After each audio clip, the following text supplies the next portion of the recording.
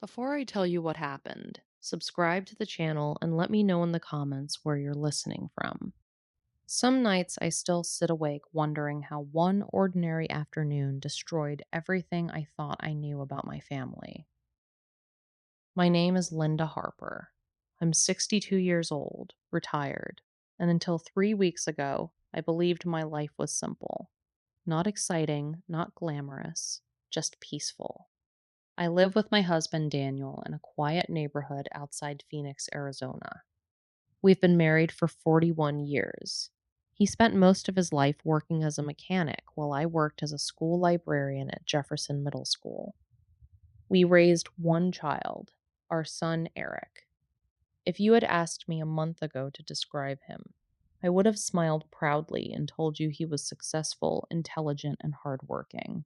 Eric was the kind of boy teachers loved when he was young: quiet, polite, focused. While other children ran around screaming at birthday parties, Eric would sit in the corner building things with his hands: tiny robots, computer kits. Anything electronic fascinated him. Daniel used to joke that our son was born holding a screwdriver. By high school, Eric could fix almost any computer problem in the neighborhood. People brought him broken laptops and frozen phones like he was some kind of magician. And honestly, I loved watching him work. He always looked so calm, so in control. After college, he got into cybersecurity.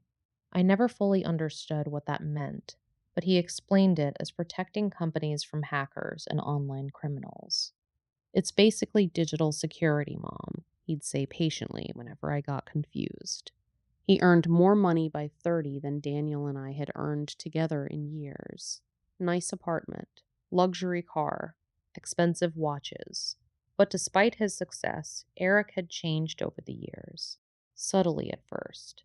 He became more private, more guarded. Sometimes when we visited, he'd suddenly close his laptop the moment we entered the room.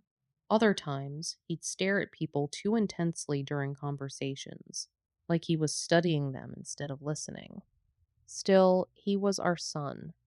You explain away things when it's someone you love. 2 years ago, Eric married a woman named Jenna. At first, I adored her. She was warm in a way Eric wasn't, talkative, funny, the kind of person who made everyone comfortable. But the marriage didn't last. After 6 years together, they divorced suddenly. Ugly divorce, too. I remember Jenna crying in our kitchen one night while Eric waited in the car outside. "You don't know him as well as you think," she whispered to me. At the time, I thought she was angry, bitter. I defended my son immediately. "He's under stress," I told her. "Work changes people." She looked like she wanted to say more, but instead she just nodded sadly and left. That was the last time I saw her. After the divorce, Eric moved into a luxury apartment downtown and buried himself in work. We saw less and less of him after that. Sometimes weeks would pass without hearing from him. Then suddenly he'd call acting cheerful and affectionate again, like nothing had changed. I thought maybe he was lonely after the divorce, maybe hurting in ways he didn't want us to see. I never imagined the truth. Everything started on a Tuesday morning. I remember because I was watering my roses when my phone rang. Eric's name appeared on the screen. "Hi, sweetheart," I answered. "Hey, Mom," he said quickly. "I need a favor." "Of course." "My laptop crashed last night completely. Won't even boot up." He sounded irritated but controlled. "I've got an important presentation tomorrow, and I'm stuck in meetings all day. Can you help me out?" "What do you need?" "There's a repair shop downtown. I already called them. Can you pick the laptop up from my apartment and take it over there?" I laughed softly. "That's all? You'd be saving my life." Something about the way he said that sentence feels strange to me now. Too rehearsed, too smooth. But back then, I thought nothing of it. "What's wrong with it exactly?" I asked. "No idea," he replied. "Probably some system failure. Just tell them it won't turn on." "Okay." "And Mom?" "Yes?" "Don't open it or mess with anything." My work files are confidential. I smiled, as if I'd know what I was looking at. He chuckled softly. I know. Thanks again. After we hung up, I finished watering the flowers and told Daniel where I was going. Eric is still working too hard? He asked from the kitchen table. When has he ever stopped? I replied. Daniel shook his head with a small smile. That boy never relaxes. About an hour later, I drove downtown to Eric's apartment building. It was one of those sleek, modern towers with mirrored glass and silent elevators that make you feel underdressed the second you walk inside. The concierge recognized my name immediately. Mr. Harper left the laptop for you downstairs. He handed me a black carrying case. The moment I lifted it, I frowned. Heavy thing, I muttered. The concierge smiled politely. Gaming laptop, maybe? I thanked him and carried it back to my car. For some reason, I remember noticing how tightly the zipper was closed. Like Eric had double-checked it before leaving. I drove straight to the repair shop. Desert Tech Solutions.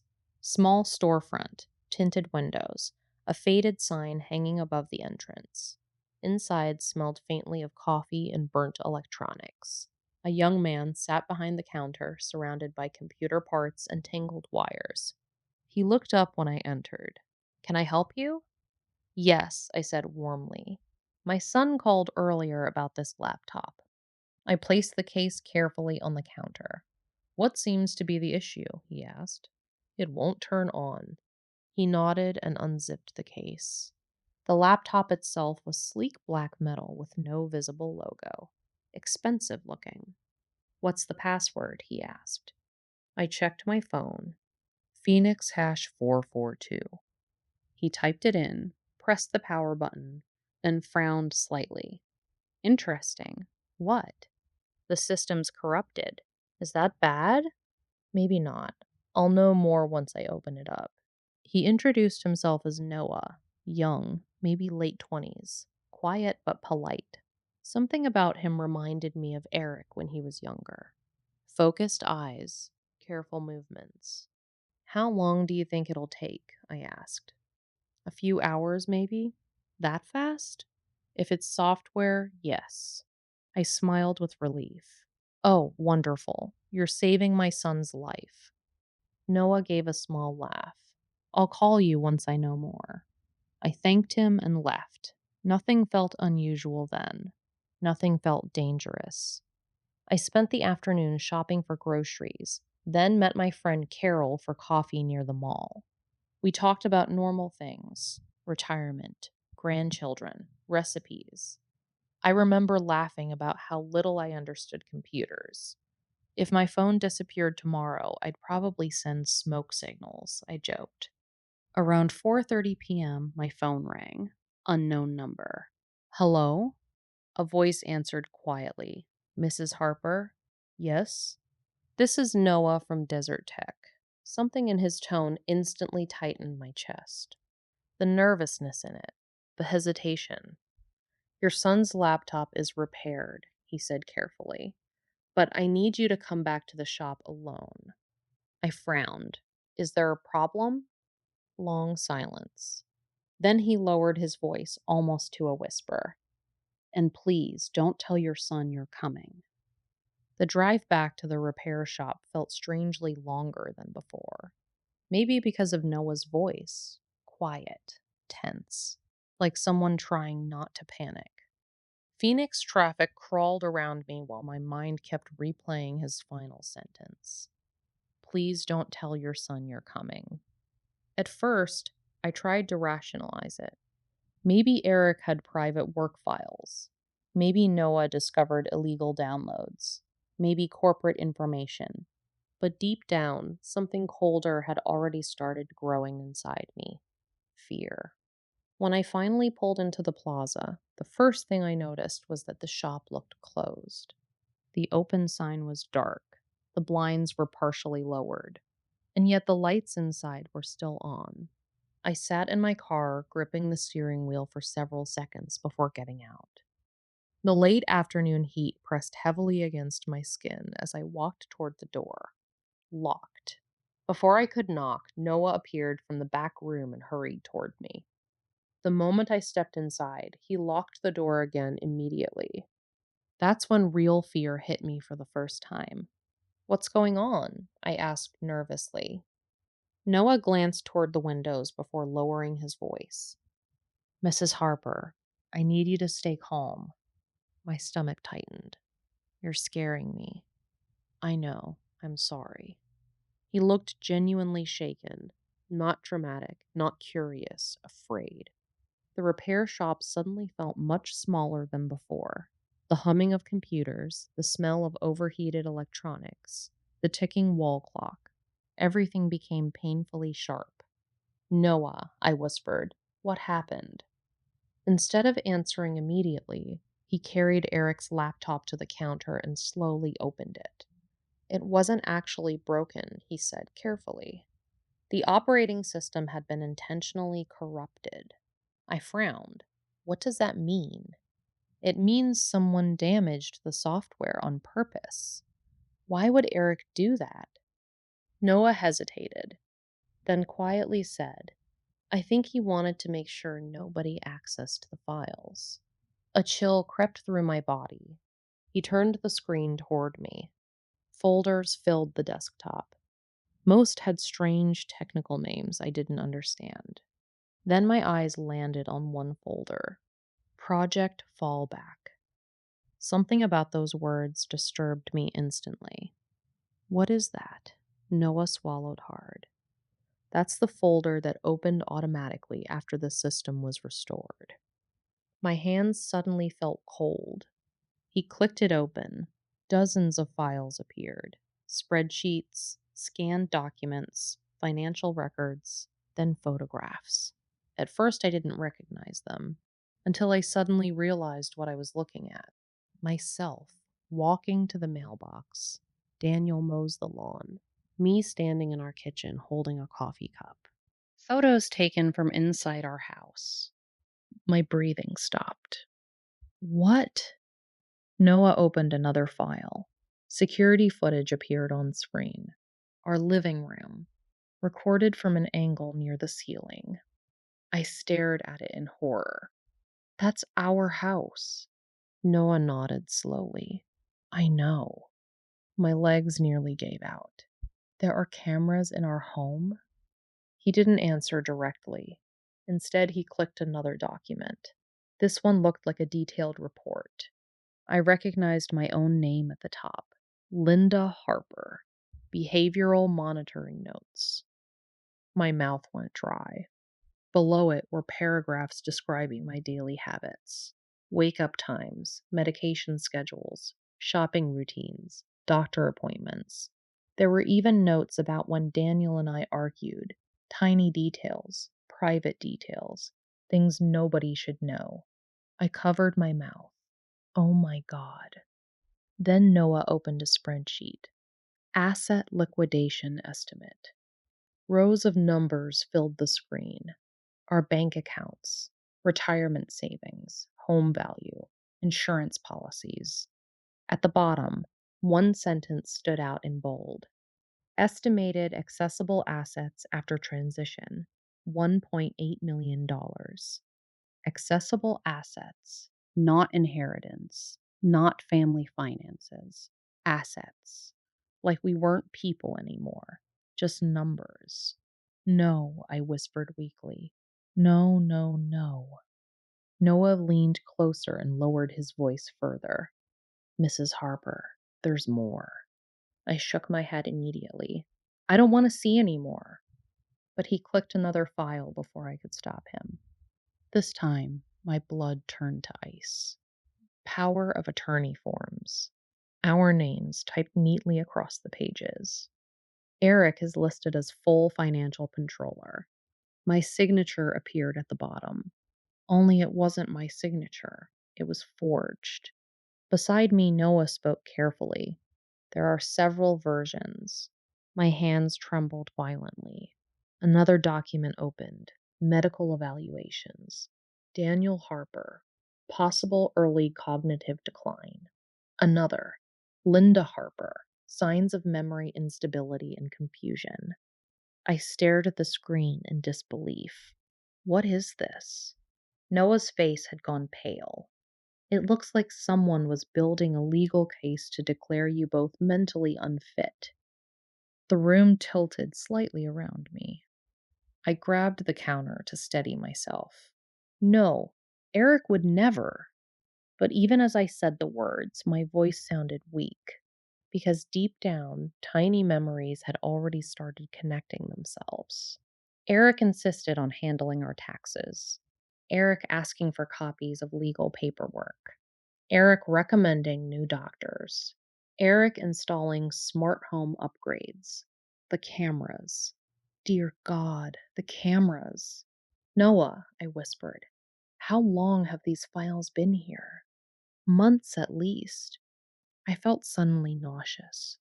My son had been watching us, watching me cook, watching Daniel sleep in his recliner, watching our private lives through hidden cameras, like strangers, like targets. Noah clicked another folder. This one contained encrypted chat logs. Most messages were technical and difficult to understand. Then one line appeared clearly. Eric. They trust me completely. Another message from an unknown contact replied. Then move quickly before they change legal protections. My chest tightened painfully. What does that mean? Noah looked at me carefully before answering. I think someone was helping him prepare guardianship fraud. I blinked. I don't even know what that is. It's when someone manipulates legal systems to gain control over elderly people's finances and medical decisions. My vision blurred. You mean like conservatorship? Yes. No. But suddenly I remembered something else. 3 months earlier, Eric had casually suggested assisted living communities during dinner. At the time, I laughed.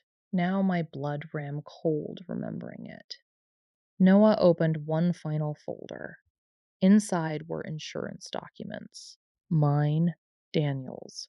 Large life insurance policies. Recently updated. Beneficiary Eric Harper. Then Noah said the sentence that shattered whatever remained of my reality. Mrs. Harper, I think your son is planning something very dangerous. For several seconds, I couldn't breathe. The repair shop fell silent except for the faint hum of computers. Outside, I could see people walking past normally, laughing, carrying shopping bags. The world continued moving while mine collapsed. This isn't real, I whispered. Noah looked genuinely sorry. I wish it wasn't. I don't remember sitting down. 1 second, I was standing at the counter staring at the screen. The next, I was in a chair gripping a plastic cup of water so tightly it bent in my hand. My entire body had gone numb. No, I whispered again. There has to be some explanation. But even as I said it, I knew there wasn't, because the evidence was too detailed, too organized. Nobody accidentally creates fake medical records and forged power of attorney documents. Nobody secretly installs cameras in their parents' home by mistake. Noah stayed quiet for a moment, giving me space to breathe. Then softly he said, There's more you should probably see. I closed my eyes. I don't know if I can. But part of me already needed to know everything, every terrible piece. Because once the illusion breaks, your mind becomes desperate to understand how deep the lie goes. Noah carefully rotated the laptop toward himself again. When I restored the operating system, he explained quietly, the laptop auto-synced with cloud storage accounts. He opened another folder. This one was labeled House Operations. A cold wave passed through me immediately. Inside were diagrams of our home, detailed diagrams, measurements, entry points, camera placements. There were even timestamps showing when Daniel and I usually went to sleep. I stared at the screen in horror. This looks like surveillance, Noah finished grimly. My breathing became shallow. Then he clicked another document. Medication schedule, Daniel Harper. Medication schedule, Linda Harper. Notes beside them. Potential dosage increase unlikely to raise suspicion. I felt my stomach twist violently. What does that mean? Noah looked disturbed now, too. I honestly don't know, but I did. At least part of me did.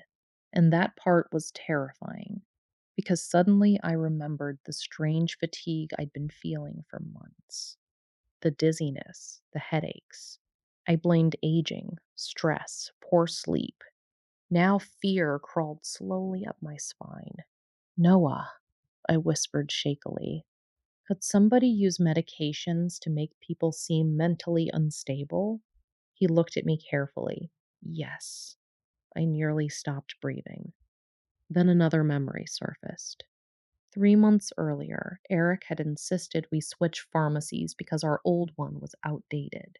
He personally picked up prescriptions several times afterward.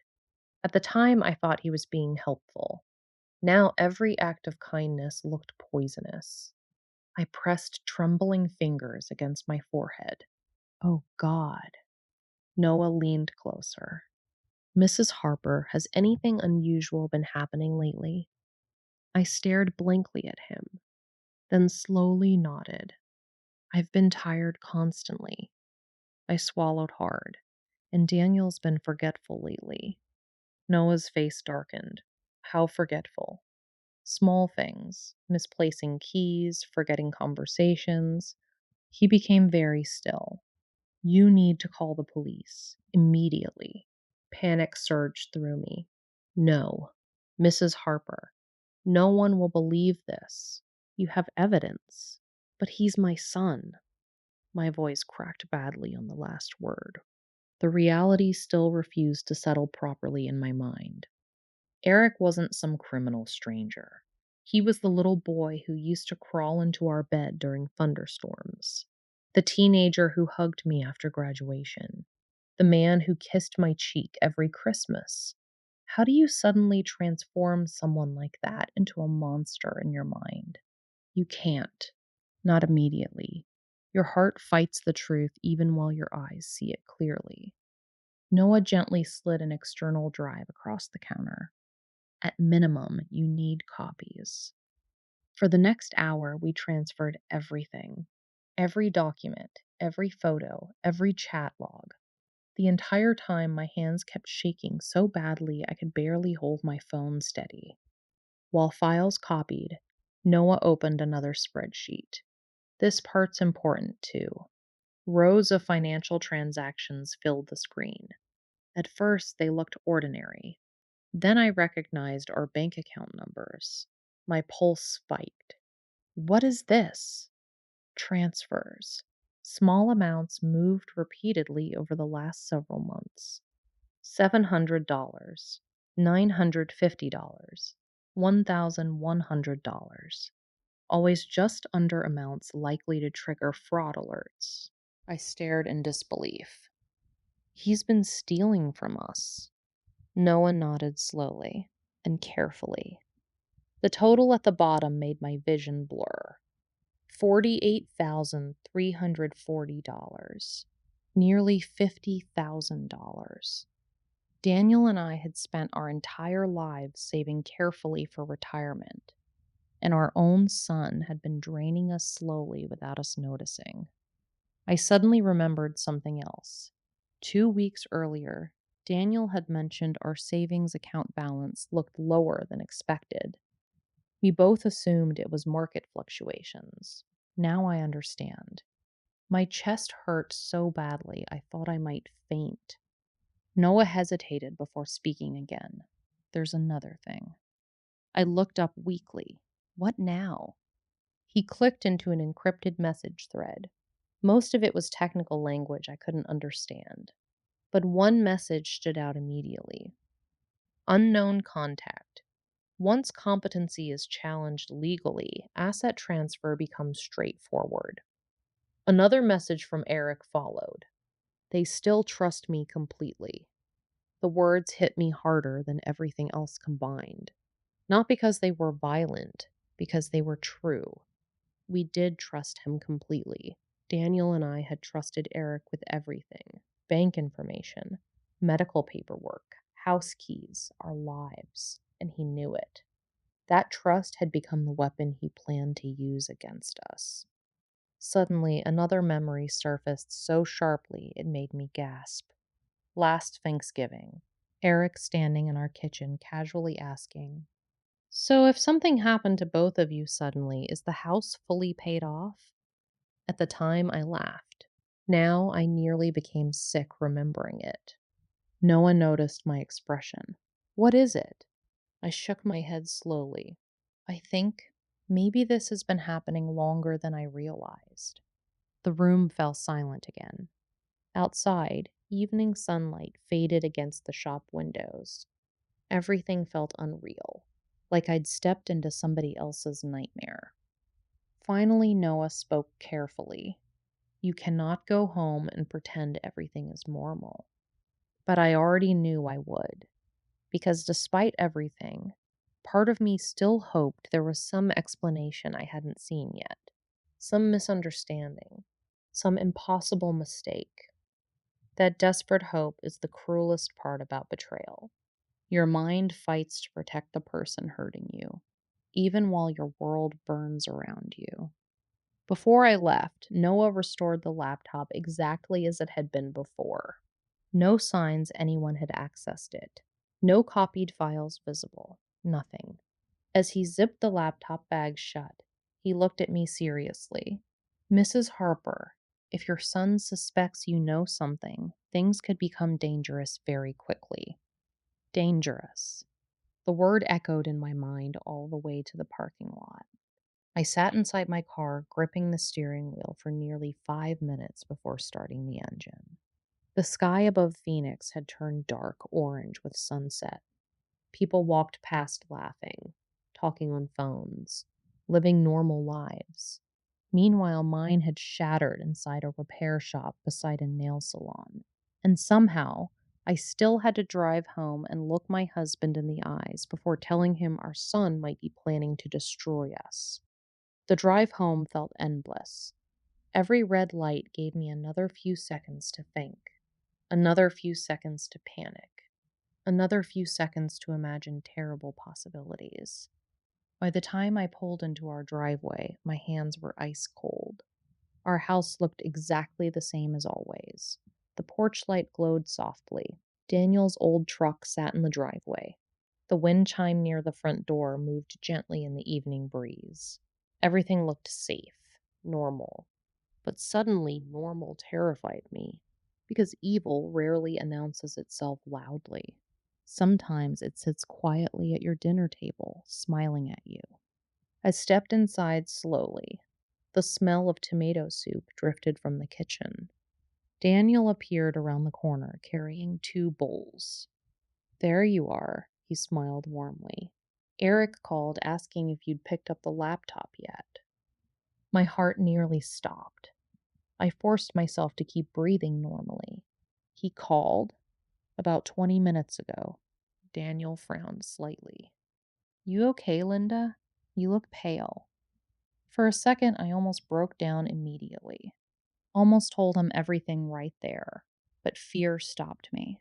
What if Eric somehow monitored our phones? What if he had access to the house already? Paranoia had entered my mind now, and everything felt dangerous. "I'm fine," I lied softly. "Long day." Daniel set the bowls down slowly. "You sure?" I nodded, and carefully placed Eric's laptop on the kitchen counter, like it might explode. "We need to talk after dinner." His expression changed instantly. "What happened?" "Just not here." He stared at me for a long moment, then quietly nodded. During dinner, neither of us spoke much. I kept catching myself studying Daniel's face. The deep lines beside his eyes, the gray in his beard, the man I had spent 40 years loving. And suddenly all I could think was, someone wants to hurt him, our son. The thought still felt impossible. After we finished eating, I checked every window in the house, locked the back door twice, pulled the curtains closed. Daniel finally looked genuinely alarmed. Linda, his voice lowered. You're scaring me. I swallowed hard. Then I took my phone from my pocket. We need to go upstairs. In our bedroom, I locked the door before sitting beside him on the bed. Daniel stared at me silently now. I opened the folder of screenshots Noah had helped me save, then handed him the phone. At first, his expression showed only confusion, then slowly, shock. His eyes moved faster and faster across the screen. His breathing changed. No, he whispered. I said nothing. He kept reading the financial transfers, the fake legal forms, the surveillance plans. And then finally, the messages discussing competency hearings and asset control. Daniel lowered the phone slowly. His face had gone completely pale. This can't be real. That's what I said. He wouldn't. My voice cracked. He already did. Silence filled the room, heavy, suffocating. Daniel suddenly stood and began pacing. No, he shook his head repeatedly. There's some explanation. I stared at him sadly. That's exactly what I wanted to believe. He stopped pacing. What about the money transfers? They're real. The documents? Real. The medical notes? I nodded slowly. Daniel sat back down hard on the edge of the bed. For the first time in our marriage, he looked truly broken. Not angry, not emotional, broken. Then quietly he asked, How long? I don't know, I hesitated. Maybe months. His eyes widened. Months! I nodded again. Then I told him everything Noah found. The surveillance plans, the competency strategy, the medication schedules. As I spoke, Daniel's expression shifted from disbelief to horror. Then finally fear, real fear. Linda. He leaned forward slowly. You've been sick lately. I looked down. Yes. And Eric's been handling the prescriptions. My stomach tightened again. Daniel pressed both hands against his face. Oh God. For several seconds, neither of us spoke. Then suddenly he looked up sharply. The laptop. I blinked. What? He wanted it repaired immediately. Yes. Daniel stood again, thinking rapidly now. What if he was panicking? What do you mean? What if something on the laptop wasn't supposed to be there anymore? The realization hit both of us at once. Eric never intended for anyone else to see those files, which meant he either forgot they existed or became careless. That frightened me more somehow. Careless people make dangerous mistakes. Daniel grabbed his phone instantly. We call the police. But before he could dial, my phone rang. The sound nearly made me jump out of my skin. I looked at the screen. Eric. My blood turned cold. Daniel whispered, Don't answer. But the phone kept ringing, again. Then a text appeared. Mom, is everything okay? Another. You picked up the laptop yet? Daniel mouthed, Ignore him. But something about that felt wrong, suspicious. If Eric became worried too early, we might lose whatever advantage we still had. So I answered, Hello? Hey, Mom. His voice sounded completely normal. Warm, relaxed, familiar. That almost made it worse. You okay? You sound strange. I forced myself to breathe evenly. Just tired. You got the laptop back? Yes. How's it working? I looked at Daniel. He stared at me silently. Fine, I said carefully. The guy fixed it. A pause, tiny, barely noticeable, but enough. That's great, Eric replied. I was worried I might lose some important work files. Another pause, then casually. You didn't look through anything, right? The question sent ice through my veins. I forced out a small laugh. Why would I? Just asking. His voice stayed light. but underneath it now, something colder moved. Then he said, "Actually, I'm nearby right now." My heart stopped. What? I thought maybe I'd stop by and grab the laptop tonight instead of tomorrow. Daniel immediately shook his head no. I swallowed hard. Tonight? Yeah, he chuckled softly. Unless that's a problem. Every instinct screamed danger, but refusing suddenly might alert him. I looked helplessly at Daniel, then slowly said, "No, that's fine. Perfect." Another small pause. "I'll be there in 20 minutes." The call ended. Daniel immediately stood. "We call the police right now." I nodded shakily. But before either of us moved, headlights swept across the front windows downstairs. Both of us froze. Too fast, much too fast. Then came the sound of a car door closing outside. Daniel whispered, "That's impossible." But deep down, I already knew. Eric had never been nearby. He had already been outside the house while we spoke. Daniel grabbed my wrist. "Don't move." We stood frozen in the bedroom, listening carefully. Outside, a car door slammed shut. Then footsteps. Slow, calm, unhurried. Not the nervous movements of someone dropping by unexpectedly. No, these were the footsteps of someone who believed he belonged there. Someone confident. Someone comfortable. My own son. The front porch creaked softly beneath his weight. Then came the knock. 3 gentle taps. "Mom?" Eric's voice drifted through the house. "You home?" I couldn't breathe. Daniel whispered, "We need the police now." My hands shook violently as I dialed 911. The operator answered immediately. "911, what's your emergency?" I lowered my voice to almost nothing. "I think my son is trying to hurt us." The words sounded unreal coming out of my mouth. Impossible. The operator immediately changed tone. "Ma'am, are you in immediate danger?" "I don't know." Another knock downstairs, louder this time. "Mom?" Daniel carefully moved toward the bedroom door and locked it silently. I explained everything rapidly: the laptop, the files, the forged documents, the surveillance plans. The operator listened carefully, then asked, "Is your son inside the home?" "Not yet." "Stay where you are. Officers are being dispatched right now." Then the front doorknob rattled. Daniel and I stared at each other. Eric had a key. I heard the deadbolt unlock downstairs. My blood turned to ice. "He's inside," I whispered. The operator immediately responded. "Officers are less than 5 minutes away. Stay hidden. Do not confront him." Downstairs, the front door opened slowly, then closed. Silence. Terrible silence. I realized something horrifying then.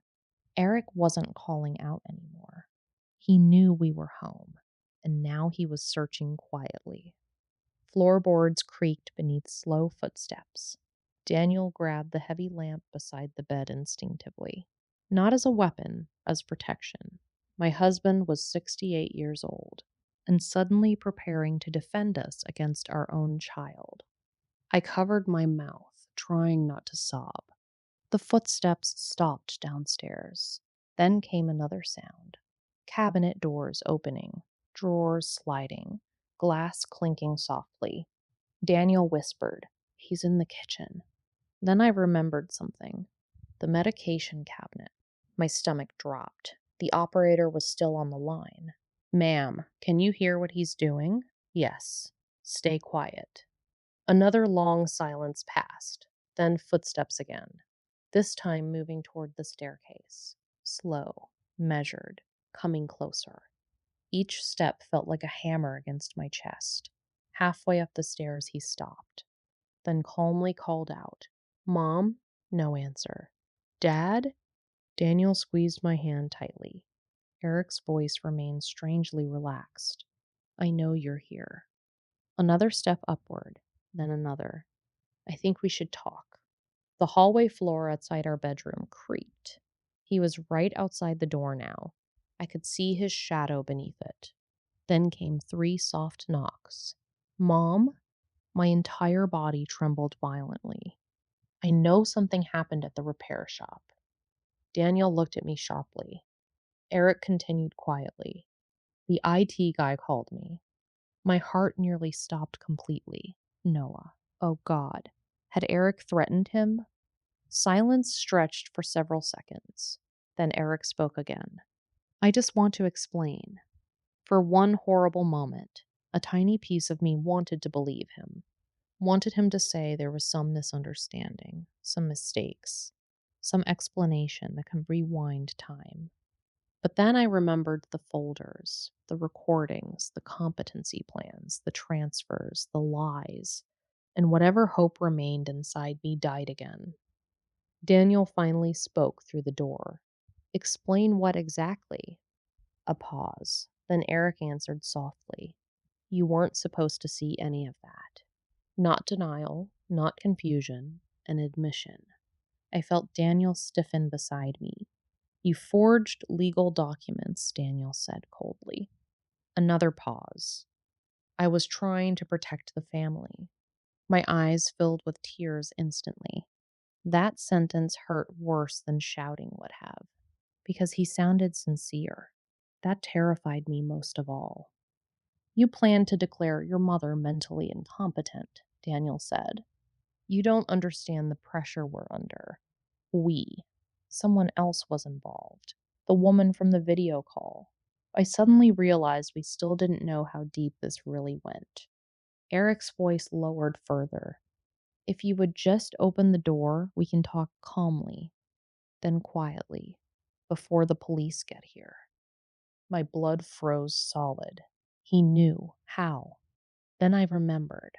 The security system. Eric installed it himself last year. He probably had access to everything, maybe even our phone records. The realization made me dizzy. Daniel suddenly shouted, "Stay away from us!" For the first time, emotion cracked through Eric's voice. "I'm trying to fix this." His fist hit the bedroom door once, hard enough to make me jump. Then silence again. Heavy breathing from the hallway. Then finally, "You ruined everything tonight." Another long pause. Then softer. "She warned me this would happen." She. Who was she? The footsteps moved away slowly down the hallway. Daniel immediately whispered into the phone, "He's leaving." The operator replied quickly, "Officers are arriving now. Stay inside the room." Seconds later, red and blue lights flashed through the bedroom curtains.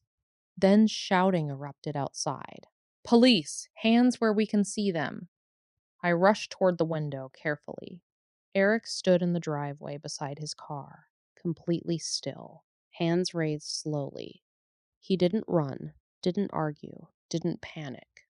That somehow scared me even more. One officer moved carefully toward him, while another covered from behind the patrol car. I could barely hear the conversation outside. Then suddenly, Eric looked up toward our bedroom window, directly at me.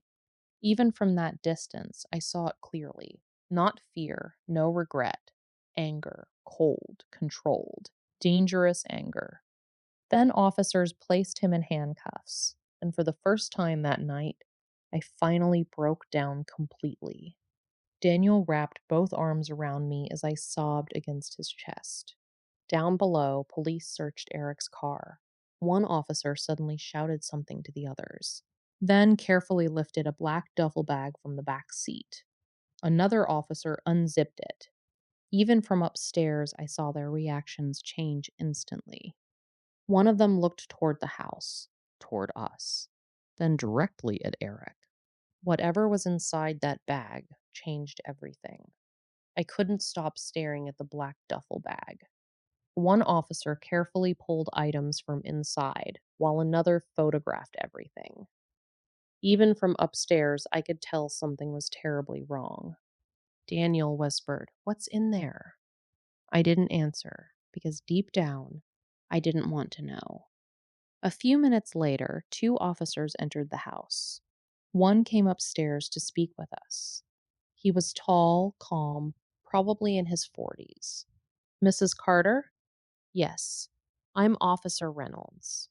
His expression remained professional, but I could see tension behind it. We need you and your husband to come downstairs. My stomach twisted instantly. Is Eric? He's in custody. The officer hesitated briefly. Ma'am, we found several concerning items inside your son's vehicle. Daniel helped me downstairs slowly. My legs barely felt stable. The living room suddenly looked unfamiliar. Police lights flashed across the walls through the windows. Officers moved quietly around the driveway outside. Everything felt cold, unreal. Officer Reynolds guided us into the kitchen, then carefully laid several evidence bags across the table. The first contained cash, stacks of it, thousands of dollars. The second held passports. My breath caught immediately. 2 passports. One belonged to Eric. The second belonged to a woman named Vanessa Hale, the same woman from the video call. Then came the third evidence bag. Prescription bottles, not ordinary ones. Different labels, different names. Some prescribed to me, some to Daniel, but neither of us recognized them. Officer Reynolds spoke carefully. These medications were altered. Daniel's face was drained of color. What does that mean? We won't know fully until the lab confirms it. Then he added quietly, but preliminary observation suggests some capsules may have been tampered with. I gripped the edge of the table. Suddenly, I had a headache. Every dizzy spell, every strange moment over the last few months replayed in my mind. Oh my God. Then Reynolds revealed the final item, a small silver flash drive.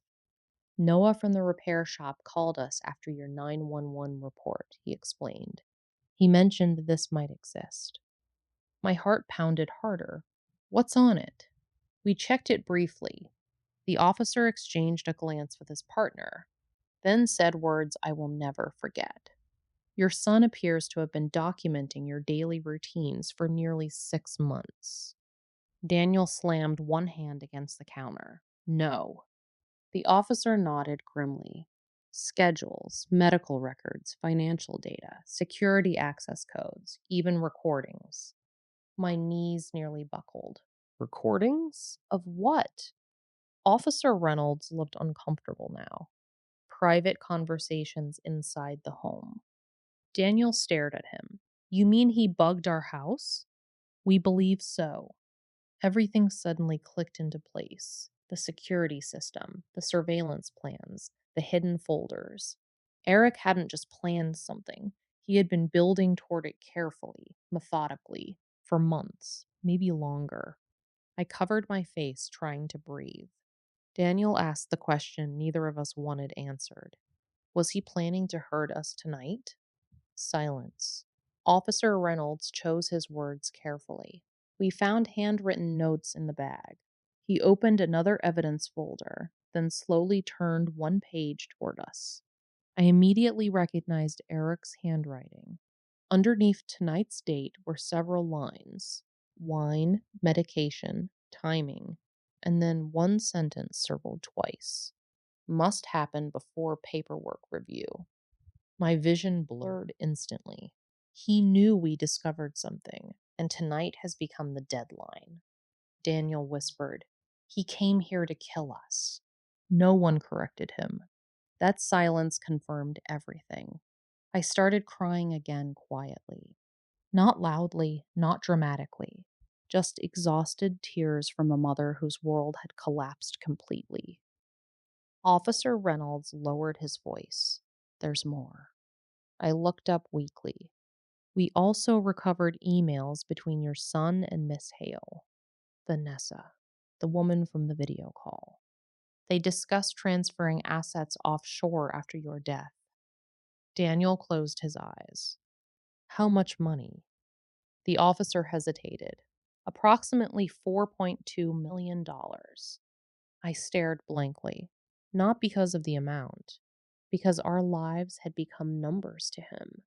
Assets, transactions, obstacles. Officer Reynolds continued carefully. We also discovered something else troubling. He slid another photograph toward us. It showed a legal document, my signature at the bottom, except it wasn't mine. That's forged, I whispered immediately. We believe there are several forged documents. The officer pointed toward the title Advanced Medical Directive. Underneath, according to the document, I had supposedly authorized Eric to make medical decisions if I became mentally unstable. Another paper gave him financial control. Another allowed property transfers. Every single one was forged. Daniel suddenly looked physically ill. He planned every step. Officer Reynolds nodded slowly. Yes, sir, then quietly. This wasn't impulsive. The room went silent again. Outside, rain had started falling softly. Tiny drops tapped against the kitchen windows. I used to love rainy nights. Now I knew this night would haunt me forever. Then another officer entered quickly. Sir, Reynolds turned. We found something else in the trunk. The officer handed him another evidence bag. Inside was a burner phone. Reynolds opened it carefully. His expression darkened immediately. What is it? Daniel asked. The officer looked at us slowly. There are messages discussing a second location. My stomach dropped. What second location? A cabin about 2 hours north. He paused. We believe your son intended to relocate both of you there temporarily after declaring a medical emergency. I stared at him in horror. For what? No one answered immediately. Finally, Reynolds said quietly, We don't know. But we all knew. Daniel sank into a chair looking 20 years older. I had never seen my husband shattered before. Then suddenly his expression changed. Fear. Real fear. Linda. I looked at him. Where's your medication? I froze. My heart stopped. The blood pressure pills. Eric picked them up for me every month. Daniel rushed toward the bathroom cabinet instantly. I followed him shakily. He grabbed the bottles, then started. His face went white. What? His hand trembled violently as he opened one bottle. Inside, several capsules looked slightly different. Different shades, different texture. Officer Reynolds carefully took the bottle from him. We're sending all of this for immediate testing. I sat down on the bathroom floor. Everything inside me is collapsing because suddenly it wasn't about plans anymore. Not about future danger. Eric may have already started, and neither of us knew how long it had been happening. The hospital room was painfully quiet. Machines beeped softly beside me while rain continued falling outside the windows. I sat in a chair wrapped in a thin blanket, staring blankly at the floor. Daniel sat across from me, looking hollow. Neither of us had slept. Neither of us really spoke. Because there are moments in life so devastating that words stop functioning properly.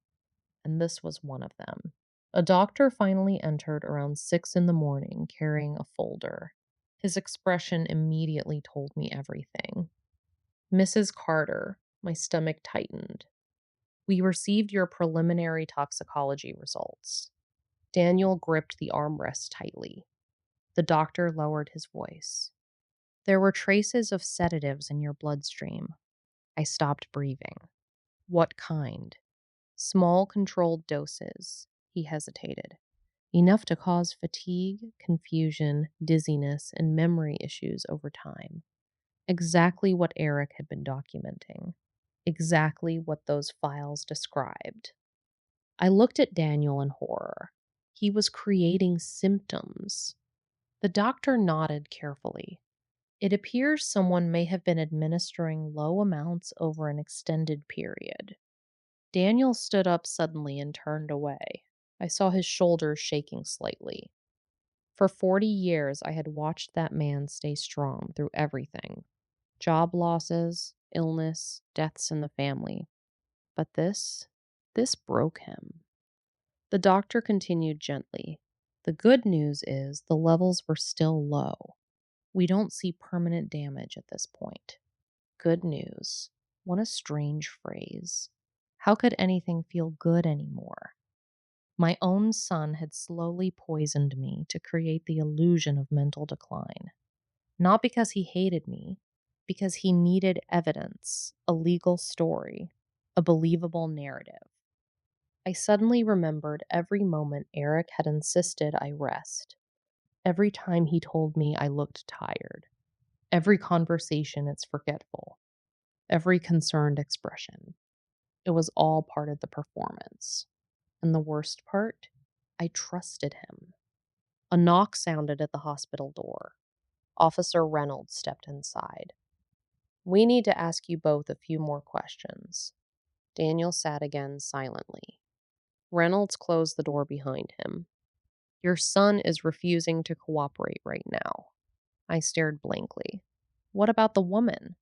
"Vanessa. We're looking for her." He placed a file on the small hospital table. "We recovered deleted messages from the flash drive." My chest tightened immediately. "Messages between Eric and Vanessa?" "Yes." He opened the folder carefully, then slid several printed screenshots toward us. I forced myself to read them. At first, they focused on money, transfers, property sales, foreign accounts. Then the messages became darker, much darker. "She's getting weaker. The medication is working slower than expected. Maybe increase the dosage slightly." "Not yet. It has to look natural." My vision blurred. Daniel took the pages from my shaking hands, then suddenly stopped reading. His face changed completely. Fear, pure fear. "What?" I whispered. He silently handed me the page. One sentence sat near the bottom. "What about your father?" Eric's reply came seconds later. "After Mom, one at a time looks less suspicious." I covered my mouth as a sob escaped. Daniel looked destroyed. His own child discusses his death like a scheduling problem. Reynolds spoke quietly. "We believe your son intended to stage a gradual decline in both of your health conditions." Then he added something even worse. "The cabin location may have been intended for isolation during the final stages." I stared at him. Final stages.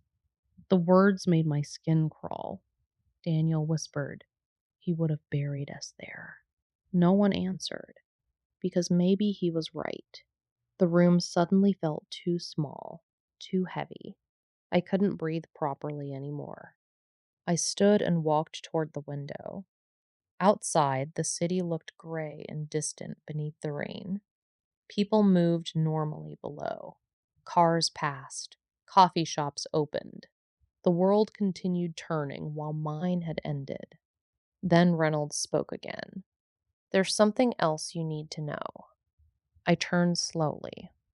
"We found evidence Eric may have attempted this before." My blood went cold. "What?" The officer opened another section of the file. "About a year ago, your neighbor, Mrs. Delaney, was hospitalized after Eric helped manage her medications during recovery from surgery." I frowned weakly. "She asked him for help." Reynolds nodded. "She reported confusion, dizziness, and memory issues shortly afterward." A horrible realization formed slowly. Oh my God. "There wasn't enough evidence then," Reynolds continued. "But after reviewing her medical records alongside yours, the symptoms are very similar." Daniel stared at him. "You think he practiced on her?" "We don't know yet." But the possibility alone shattered something inside me forever, because it meant this darkness inside Eric didn't appear suddenly. It had been growing quietly for years. Reynolds finally closed the folder. "The district attorney is filing multiple charges." "What happens now?" Daniel asked weakly. "Your son will likely remain in custody pending trial." Trial. The word echoed painfully, because eventually we would have to sit in a courtroom and testify against our own child. The thought made me nauseous. Then Reynolds hesitated. "There's one more thing." I looked at him tiredly. "Eric requested to speak with you." Instantly, my stomach twisted. "No." Daniel answered immediately. "No chance." But I said nothing, because deep inside, part of me still needed answers. Not excuses, no apologies, answers. How does a little boy who once cried over injured birds grow into a man capable of poisoning his own mother? How does love turn into calculation? How does a family become fearful? Reynolds seemed to read my thoughts. "You don't have to decide now." After he left, silence filled the room again. Daniel finally spoke quietly. "Don't go." I looked at him. "He'll manipulate you." Maybe he was right, but another part of me needed to see Eric's face, needed to know whether any humanity remained inside him at all. Later that evening, after hours of thinking, I made my decision. The police arranged the meeting at the county detention center. The hallway outside the interview room felt freezing cold. An officer opened the door slowly. "Take your time, Mrs. Carter." I stepped inside alone. Eric sat at the metal table wearing handcuffs. For one brief moment, he still looked like my son. The same dark hair, the same eyes, the same face I kissed goodnight thousands of times. Then he looked up, and whatever warmth remained inside me shattered instantly. Because he wasn't crying. I wasn't ashamed. I wasn't even afraid. He looked irritated, like someone whose business deal had gone wrong. For several seconds, neither of us spoke. Then finally, he leaned back slowly and said, "You should have never picked up that laptop." His words hit me harder than shouting would have. "You should have never picked up that laptop." Not, "I'm sorry," not, "I made a mistake," just anger at being caught. I sat across from him slowly. The metal chair felt freezing cold beneath me. For a long moment, I simply stared at him, trying desperately to find my son somewhere behind those eyes. But the man sitting across from me felt like a stranger wearing Eric's face. Finally, I spoke. "You poisoned me." He leaned back casually. "It wasn't supposed to hurt you." My chest tightened painfully. "You drugged your own mother." His expression hardened. "You're acting like I wanted you dead immediately." The coldness in his tone made my skin crawl. "Then what exactly did you want?" "To speed things up." I stared at him in disbelief. "Speed what up?" "Our future." He answered it so casually, like he was discussing business plans, not human lives. "You and Dad were sitting on millions while pretending to be middle-class retirees." I shook my head slowly. "That money was for the family." "It was wasted," he snapped suddenly. "You had investments, properties, retirement accounts. You lived like scared old people." Old people. Not mom, not dad. Just obstacles standing between him and a lifestyle he believed he deserved. I could barely recognize the boy I raised. Then he said something worse. "You were already declining anyway." My entire body went cold. "That's why you poisoned me? To create symptoms?" He sighed impatiently. "Do you have any idea how hard it is proving mental incompetence legally?"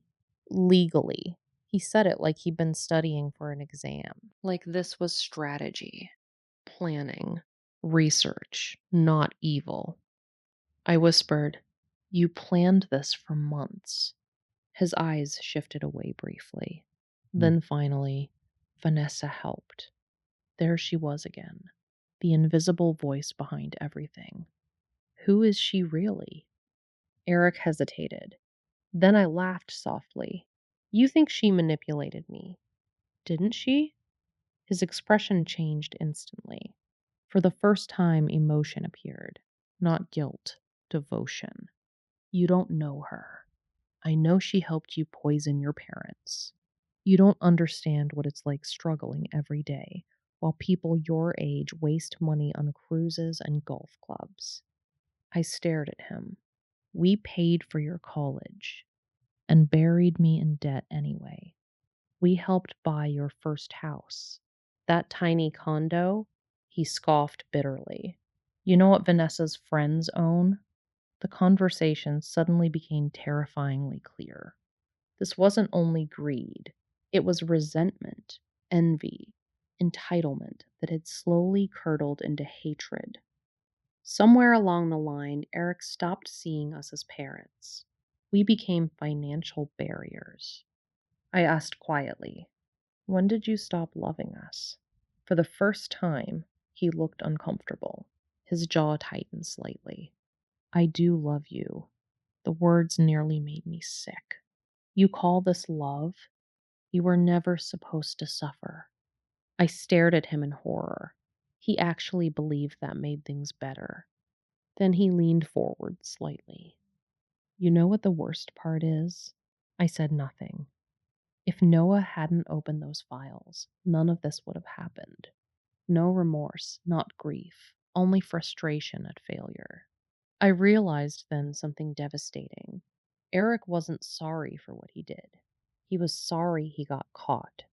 The silence between us grew heavy. Finally, I asked the question that haunted me most. Were you going to kill your father too? His face hardened again. That wasn't the original plan. Original plan. My stomach twisted. So there was always a plan. He rubbed his forehead tiredly. Things changed. How? Dad started reviewing finances again. He looked directly at me, and you kept resisting the medical evaluations. Medical evaluations, the fake decline he created, the diagnosis he needed, the legal pathway. Every step had been carefully built. Then suddenly I remembered something. Mrs. Delaney. Eric froze, only for half a second, but I saw it. What happened to her? He looked away. That wasn't supposed to happen either. My blood ran cold. Oh my God. She asked for help after surgery. His voice lowered. I was testing dosage amounts. Testing, like she was some kind of experiment. Tears filled my eyes again. You became a monster. His expression immediately darkened. No. He leaned forward aggressively now. You know what made me like this? I said nothing. You. The word hit like a slap.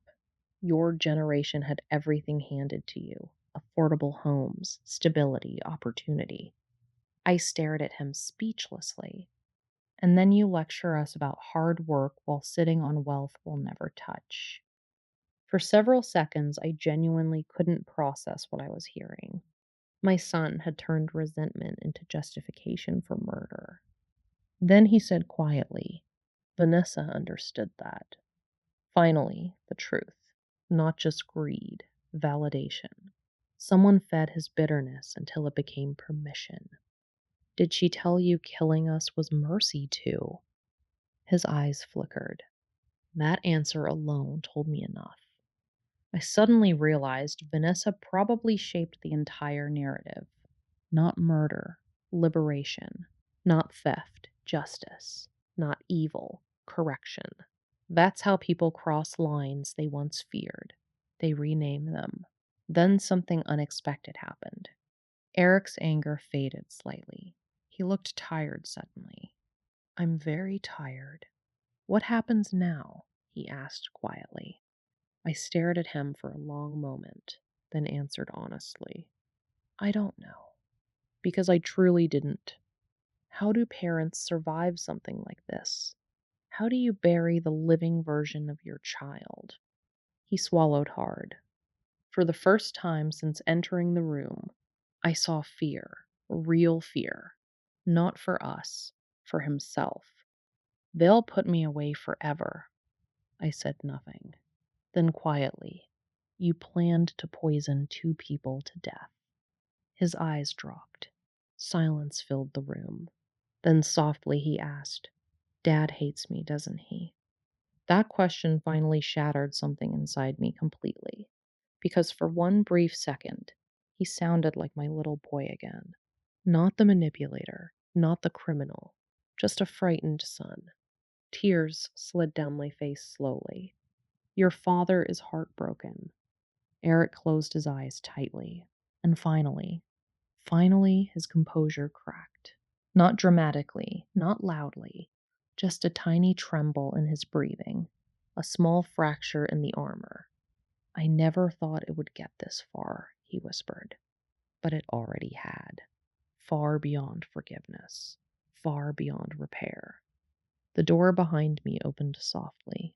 An officer stepped inside. Time's up. I stood slowly. Eric looked up at me again. For a moment, I almost reached for him. Almost. Then I remembered the medications, the forged documents, the hidden recordings, the bag in the car, and the feeling disappeared. As I turned toward the door, Eric spoke one final sentence. You still don't know what Vanessa planned after. I stopped walking, slowly turned back. What does that mean? His face had gone pale now. She was going to disappear after your death. I frowned. But the money?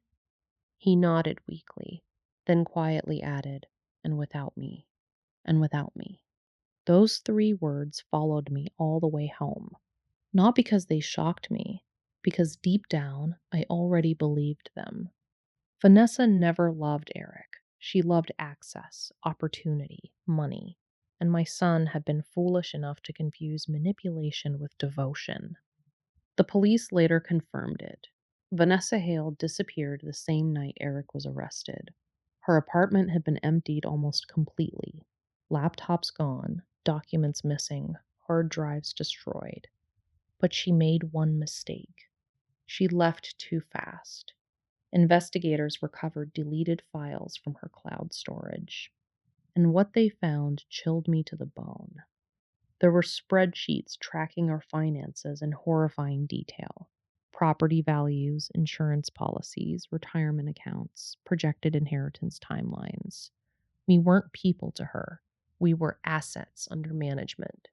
But worse than that, they discovered messages between Vanessa and another man overseas.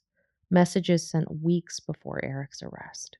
I'll handle him after the transfer clears. Parents first, son second. He's too emotional now.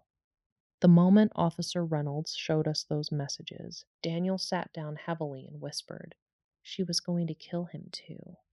Yes, that was the truth my son finally understood too late.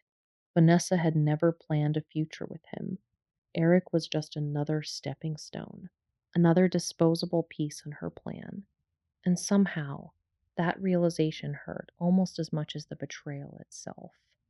Because despite everything, he was still my child, a broken one, a dangerous one, a deeply lost one, but still mine. The following months felt unreal. News stations picked up the story quickly. The financial consultant's son, the poison plot, the inheritance scheme. Reporters called constantly. People online turned our pain into entertainment. Strangers debated whether Eric was evil or manipulated, whether we were victims or naive. Everyone had opinions, but none of them understood what it feels like to look at baby photos while knowing those same hands later forged your signature and poisoned your medicine.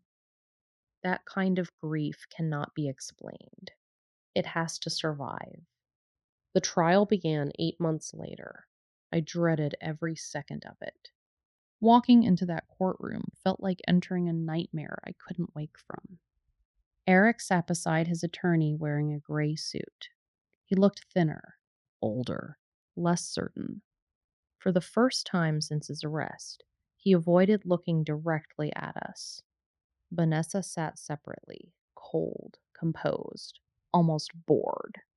When prosecutors presented the evidence, the courtroom went silent repeatedly. The toxicology reports, the forged legal documents, the hidden recordings from our house. the medication tampering, the messages discussing timing and dosage. Then came the hardest part, my testimony. I walked slowly to the witness stand, feeling like my legs barely belonged to me. The prosecutor asked gentle questions. How long had Eric managed our medications? When did symptoms begin? How did I discover the files?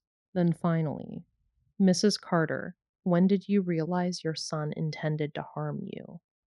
The room became completely silent. I looked at Eric, really looked at him, and suddenly I saw both versions of him at once. The little boy who used to bring me dandelions from the yard, and the man who slowly poisoned me while pretending to care. Tears filled my eyes. The moment I understood, he stopped seeing us as his parents. Even Eric looked down after that. Daniel testified next. Watching my husband speak nearly broke me. His voice trembled only once when he said, I would have given my son anything if he'd simply asked. The courtroom stayed silent for several seconds afterward.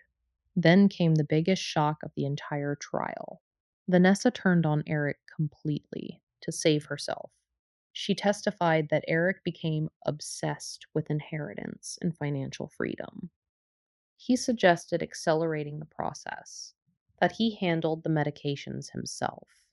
Some of it was true, some clearly weren't, but the damage was done. Eric finally looked at her during cross-examination, not with love, not with anger, with devastation, because at last he understood. She was saving herself exactly the way she always planned to, by sacrificing everyone else first. 3 weeks later, the verdict arrived. Vanessa received 20 years for conspiracy, fraud, and attempted murder. Additional investigations into prior suspicious deaths remained open. But Eric received 35 years. When the sentence was read, I felt no victory, no satisfaction, just emptiness, because no punishment could undo what happened to our family. As officers led him away, Eric finally looked at us directly, and for the first time since all this began, I saw genuine remorse. Not fear, not manipulation. Real remorse. Mom, his voice cracked weakly. I'm sorry. I believed he meant it that time, but some truths arrived too late. After the trial ended, Daniel and I sold the house. We couldn't stay there anymore. Too many memories had become poisoned. The kitchen where Eric mixed drugs into my medication.